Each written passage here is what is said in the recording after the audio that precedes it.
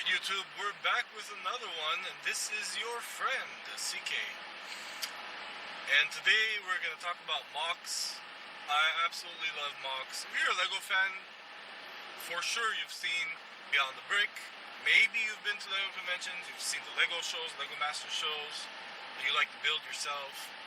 MOCS are so fun to build and then to observe. I think it's fun to build, but observing other people's creation is really nice also. It's inspirational to see their creation of art and power functions. For me, I absolutely love power functions.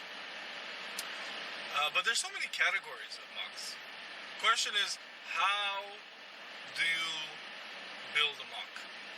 I'm not going to do bullet points. I'm not going to say, oh, 1, 2, 3, 4, 5, do this. I'm just going to talk. But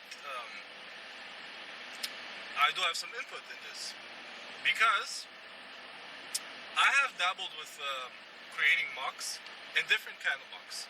I've done pine trees. Actually, I have a new design for trees, winter trees, but without leaves, the brown trees. And I'm gonna make a instructional video on that. Make sure to check it out. Well, first of all, subscribe. We do need subscription so we can push these videos up. It could be helpful for people, and I'd also appreciate it. Trees, I've done necklaces, bats. It's on the channel. I've done a sculpture of a face, the Ryu bust, the Ryu head with the eyes, the lights. I've also done a couple of buildings because I'm part of the TBRR club, the Texas Brick and Railroad Train Club, I guess you can call it. And I know there are a couple of other things that I've dabbled with. Oh yeah, Jurassic Park. Actually, I'm going to be transparent here with my failures and my wins. That was a total failure.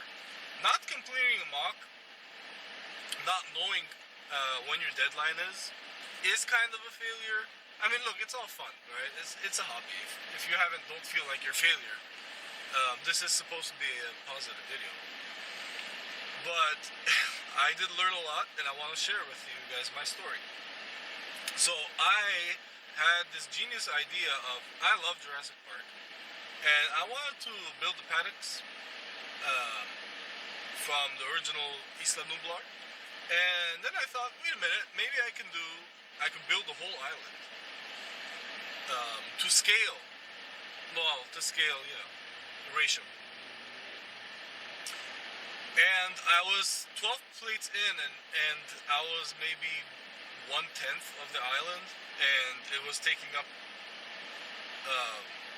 the whole garage, kind of, covering a whole table.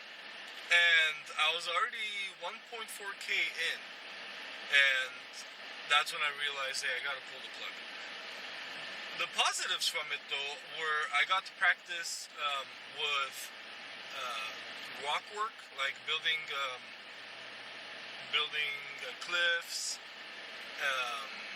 mountain, landscape, and I was a little too ambitious, I feel like. I tried to make this gate that opens automatically with the sensors. It was just too much for a first build. So my most important tip would be, if you're a first-time builder, start small. Start small. And another tip would be, it goes along with this, plan ahead. Okay? So,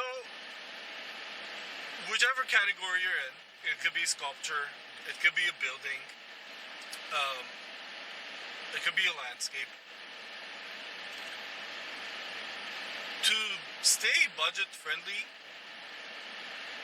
if you don't know yet exactly what you're gonna do, a suggestion is go to your local LEGO store, look at the pick a brick wall, and look at the dominant colors that they have. Like if you're building a building, right? If you're gonna have a brick wall with a brick texture, see if they have masonry bricks, or even 1x2s.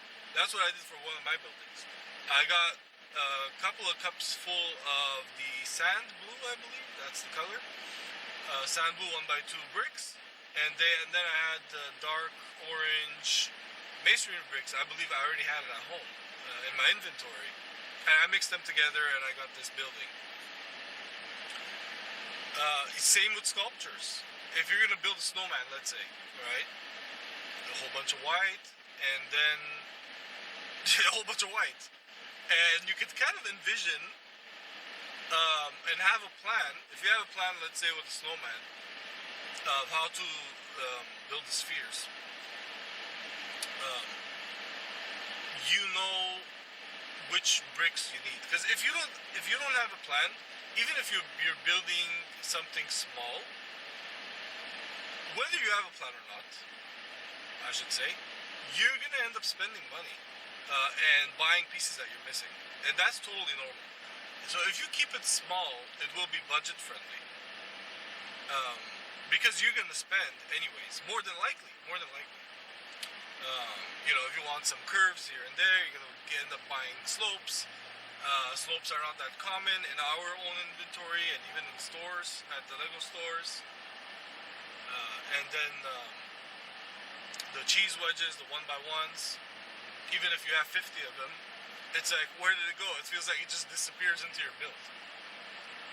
Another tip for building your MOC is, and this is a mistake I made, so I'll share with you, is make sure you're not trying to reinvent the wheel. Make sure, if you're building a ball, make sure you watch YouTube videos on how to build a ball, because the wheel has already been invented. And then there's variations of the wheel.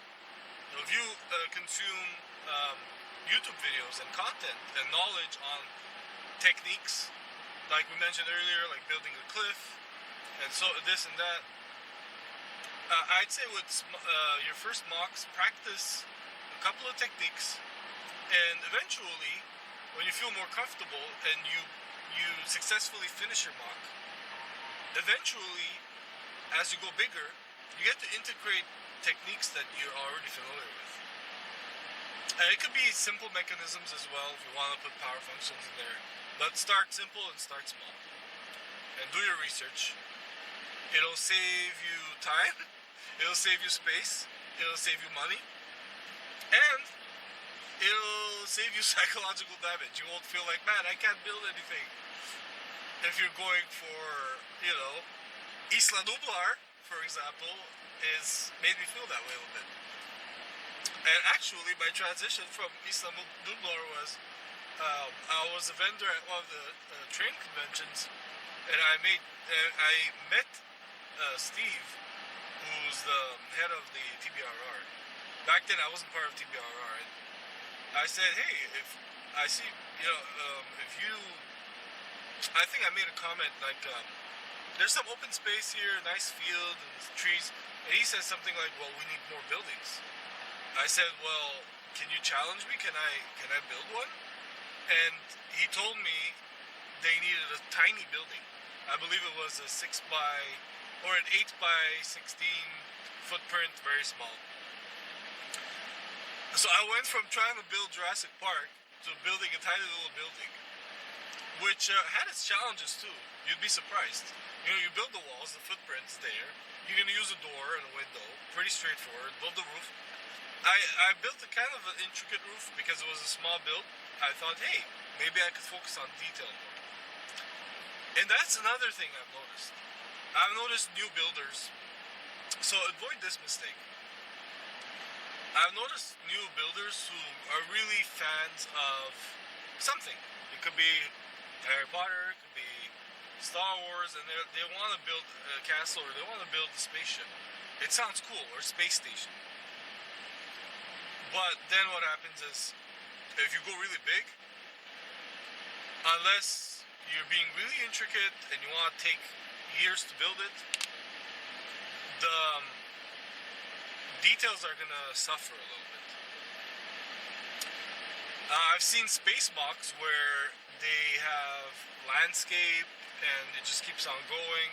Well, landscape is still kind of easier than space station.